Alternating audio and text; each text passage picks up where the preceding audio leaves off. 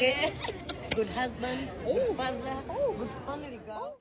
Omuyimbi Sheebah Karungi ng'akyali munanga ate mu Europe tour wali munanga ate e Sweden beeguddekoko munanga ate ne Jemima Asuza eside eno, so ngenda kubeera nga kuzanyiramuko mu katambi aka Sheebah kw'ossa ate ne mwana muwala oyo maaso awo Rema Namakula munanga ate ku ceremony. Oh my god, omukyala munanga ate asanyusizza abagole be wali abasanyusiza munanga ate omuziki, so nga ate Zaira baby muganda wange kamami kabadde munanga ate so wero bambira Jaminati nsinza ku Jaminati yogi wabula kansoke nkutegeeze nti wobeera nga tonaba kulayikinga video ogimpeere like kw'ossa ate n'okusubscribinga kasita obeera nga tonaba.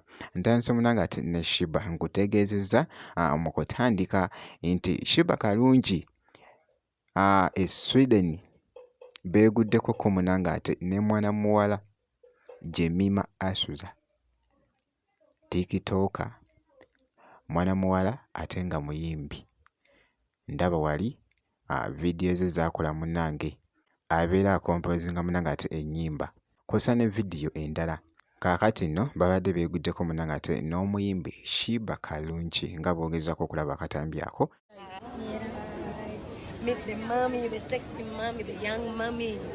Back of our young mommy, please. Back of okay. Good husband, good father, good family girl. Jealous people stay away.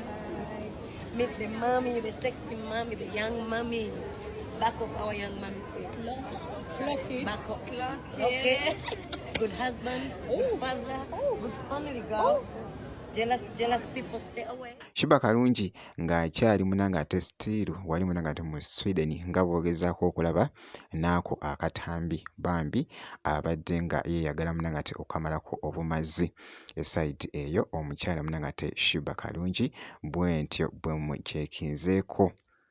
So nga nkwongeddeko omukyala Rema Namakula. Rema Namakula yabaddeko ku munanga ate ku ceremony emu naye muganda wange omukyala bambi ali faani nga bwogezako okulaba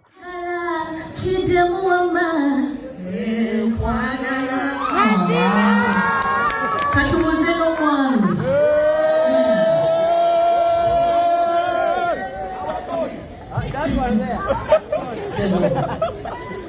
bw'obako mwagala kiddemu ssebo kwegamba abagole yabasanyusiza munnange. Actually ndowooza tebaatomyemukko yadde kubanga yabakubidde obuyimba bwe basinga okwagala.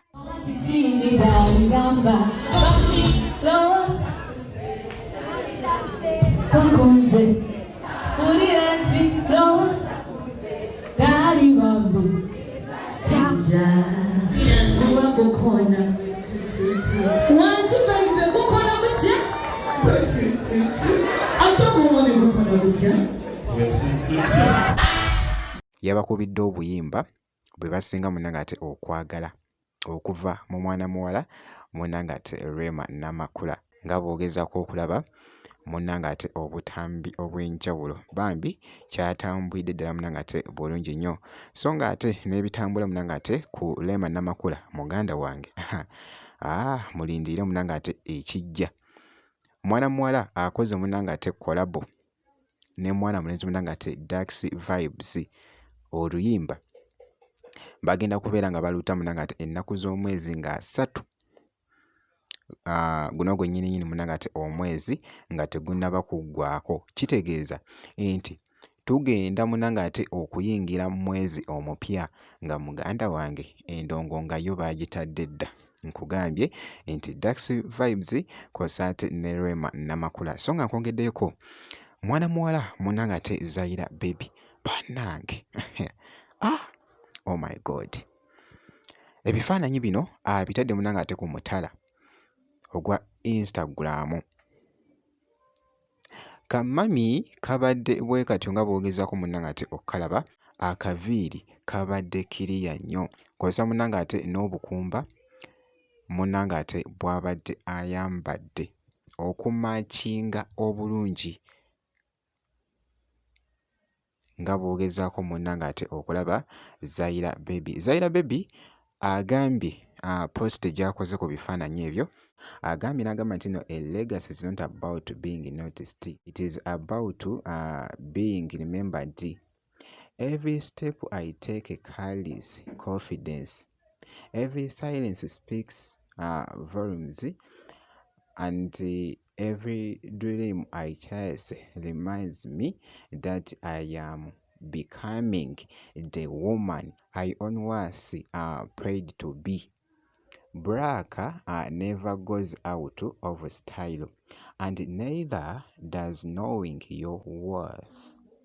Oba okategeera bannange Zaira Baby bw'atyo munnange ate bw'akakasizza nga bw'ogezaako okulaba mbukuteereddewo ko awo osobole munnange ate okubusoma. Abadde alabise munnange ate bulungi nnyo. By the way, eyakikuttemuko wali mu bya fashion, mu bya makeup, wali wonna photoshoot, kyatambwidde ddala munnange ate bulungi nnyo Zaira Baby. Ky'olina okukola kukakasa nti osubscribinga, ebisigadde byonna just bitulekere.